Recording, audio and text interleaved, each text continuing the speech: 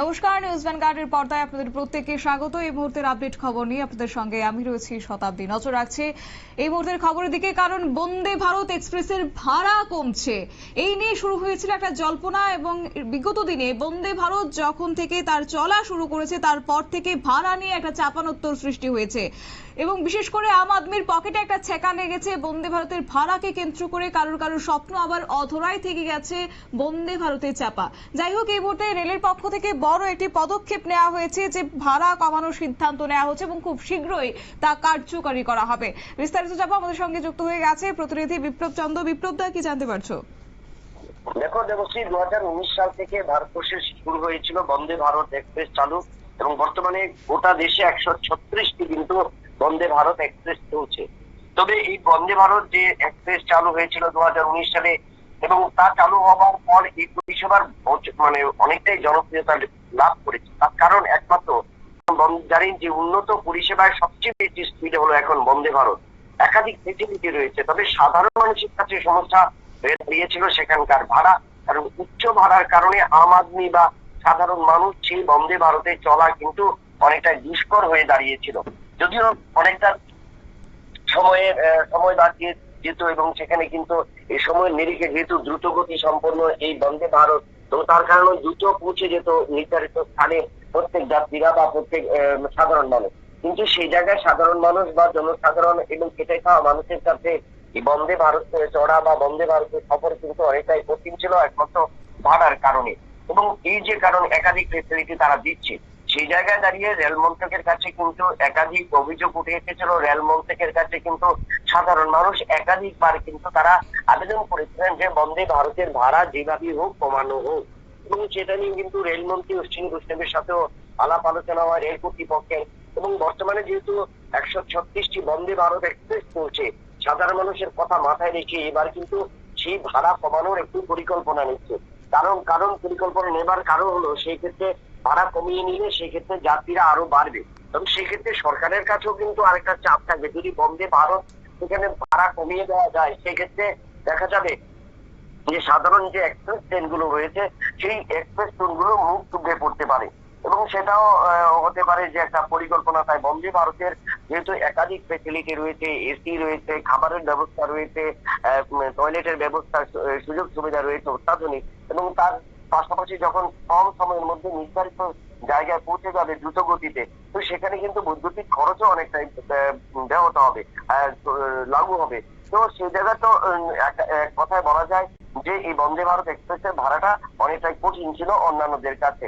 তো সে এই পরিস্থিতিতে দাঁড়িয়ে রেল কর্তৃপক্ষ এবং রেলমন্ত্রীর সাথে বৈঠক হয়, এবং রেলমন্ত্রীর বৈঠকে কিন্তু সেটা সিদ্ধান্ত প্রায় পাকা হয়ে গেছে। যদিও সরকারি ভাবে সেই সিদ্ধান্ত ঘোষণা হয়নি যে দুরন্ত গতির এই বন্দে ভারত মূলত রাজ্যের বা পাশাপাশি দুটো রাজ্যের মধ্যে 800 কিলোমিটার দূরত্বের মধ্যকারের দুটি শহরের যোগসূত্র তৈরি করবে। অর্থাৎ ছোট ছোট কোনো স্টেশনে কিন্তু সে দাঁড়াবে না। কমপক্ষে দুটো স্টেশনের দূরত্ব কমপক্ষে যেন 800 কিলোমিটার হয়ে থাকে, সেই জায়গায় কিন্তু চলছে। এবং যে 136টি ইয়েতে চলছে, তা কিন্তু পৌঁছে যাবার জন্য কিন্তু ইতিমধ্যে তারা অনেকটাই লাগু হয়েছে বা লাগু করার প্রচেষ্টা চালাচ্ছে। কারণ যেখানে 800 কিলোমিটার পথ যেতে যেখানে অন্যান্য ট্রেনগুলিতে যে সময় লাগতো, সেখানে মাত্র 8 থেকে 10 ঘন্টার মধ্যে কিন্তু বন্দে ভারত পৌঁছে দেবে সমস্ত যাত্রীদের ওই সমস্ত জায়গায়। এবং এরপর কারণেই কিন্তু প্রশ্ন উঠেছিল যে বন্দে ভারত আদৌ কি তাদের যে ভাড়া সেই ভাড়া কমাবে কি না।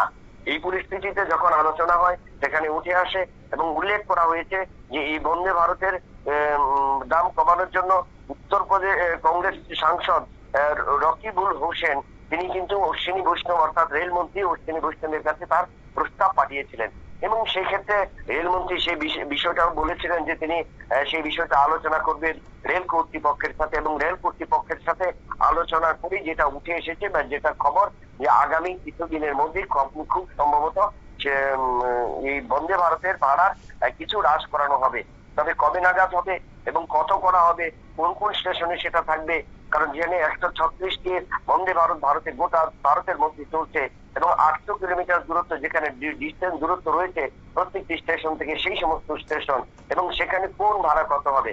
এবং এই ক্ষেত্রে যদি দেখা যায় যে মেট্রোপলিটন সিটিগুলি তার মধ্যে দিয়ে আভ্যন্তরীণে হয়ে থাকে, সেক্ষেত্রে ভাড়া একরকম হবে এবং একটু দূরবর্তী হয়, কিন্তু অন্যান্য মেট্রোপলিটন সিটি না হলেও প্রথম সারির শহর হয়ে থাকে, সেখানেও বা ভাড়া কম কতটা করা হবে বা কতটা ভাড়া ধার্য করা হবে, এই বিষয়টা আলোচনা উঠে আসবে। তবে যেহেতু প্রথম পর্যায়ে অশ্বিনী বৈষ্ণব এবং রেল মন্ত্রকের সাথে এই বৈঠক হয়েছে, তাতে আশা করা যাচ্ছে আগামী দিনে এই বন্দে ভারতের যে ভাড়া, সেই ভাড়া কিন্তু অনেকটাই কমবে এবং সেই ক্ষেত্রে যাত্রীরা চলাচলের ক্ষেত্রে অনেকটা সুযোগ সুবিধা হবে।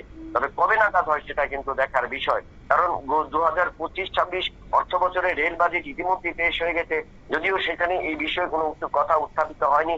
তো সেক্ষেত্রে এই বছর হবে কিনা সেটা কিন্তু একা বলা মুশকিল। তবে 2026-27 অর্থ বছরের আগে যদি হয়, তাও ক্ষেত্রে কিন্তু দেশের যাত্রীরা এবং বিভিন্ন মেট্রোপলিটন যেগুলো সিটি রয়েছে এবং ভারতের যে 5টি জোন রয়েছে, north zone, east zone, West zone, south zone এবং সেন্ট্রাল জোন, এই 5টি জোনের মধ্যে যে দূরত্ব 800 কিলোমিটারের দূরত্ব রয়েছে, সেখানের মানুষ বা সেখানকার যাত্রী পরিষেবার ক্ষেত্রে বন্দে ভারতের কতটুকু সহযোগিতা করতে পারে বা বন্দে ভারত থেকে তারা কতটুকু উপকৃত হতে পারে, সেটাই কিন্তু এখন দেখার বিষয়। শতাব্দী, ধন্যবাদ। অর্থাৎ অর্থনৈতিকভাবে একটা বৈষম্য থাকলেও দেশের একটা বড় অংশের মানুষ যাতে এই প্রিমিয়ার ট্রেনে চড়তে পারেন সে কথা মাথায় রেখে এবার রেলের পক্ষ থেকে বড় ঘোষণা করা হচ্ছে, বড় পদক্ষেপ নেওয়া হচ্ছে। খুব শীঘ্রই তা চালু করা হবে এবং টিকিটের দাম কমানো হবে বন্দে ভারতের, এমনটাই কিন্তু রেলের পক্ষ থেকে জানিয়ে দেওয়া হয়েছে। তবে কতটা কমতে পারে এবং কবে থেকে তা কার্যকরী হবে সবটা অবশ্য সময় সাপেক্ষ। নিয়ে নিচ্ছি ছোট্ট একটি বিজ্ঞাপন বিরতির সঙ্গে থাকুন।